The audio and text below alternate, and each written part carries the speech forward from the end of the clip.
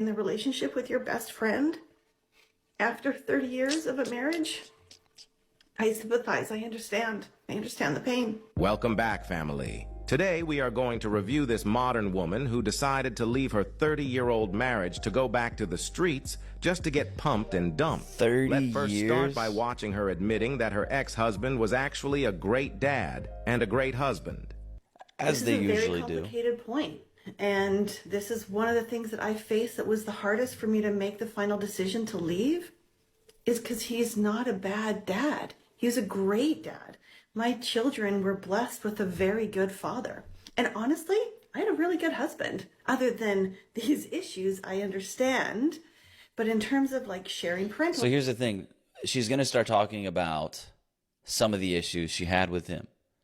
But keep in mind, these issues, in some way, were so exceptional and minuscule that her general perception of him is that he is good. No human is perfect. But if you can get to the point to where you think of someone and in general you would rate them as a good person, good father, good husband, well, of course, all humans have flaws. But if your general perception of him is good or great, whatever, what's the problem? Now you're just nitpicking. Sharing responsibilities around the house. Grocery shopping, cooking, like all of that. He was a good provider.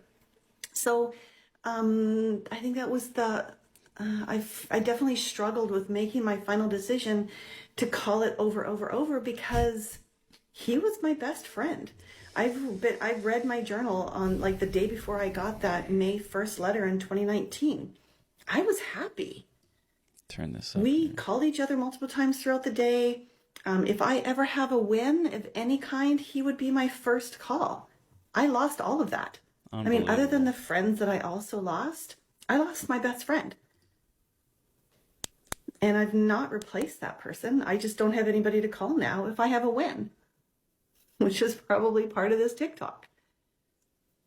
So I'm sure there's other women out there that have felt the same thing, where you're ending your relationship with your best friend. Yeah, you're all crazy.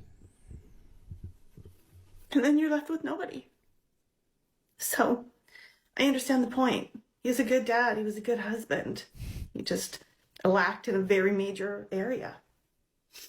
That's fucking complicated for the person who finally has to call it over. And yet, you still call him a good husband. So for those women that are in the same situation where you're ending the relationship with your best friend after 30 years of a marriage, I sympathize. I understand. I understand the pain.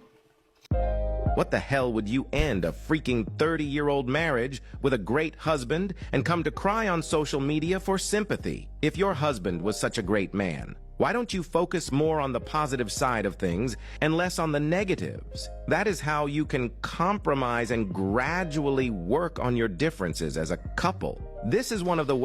Well, you know, for one thing, compromise. I think compromise is overrated. I think compromise is overrated because so nobody gets their way. So nobody gets what they wanted. That's what compromise really is. Let's meet in the middle here. So hold on. So just nobody gets their way. So both people are unhappy with the outcome. I don't know. But, you know, we often talk about how these women are kind of ruining families and are subjecting both themselves and their husbands to a lower standard of living. This is true, but a lot of times what I don't talk about how is actually a lot of these women probably are doing these men a favor. Because we see how they are on camera. We see that they're crazy enough to create content like this and expose their intimate details about their life. That tells you a lot about them. And I actually think that a lot of times these women are doing these men a favor and getting the hell out of their lives.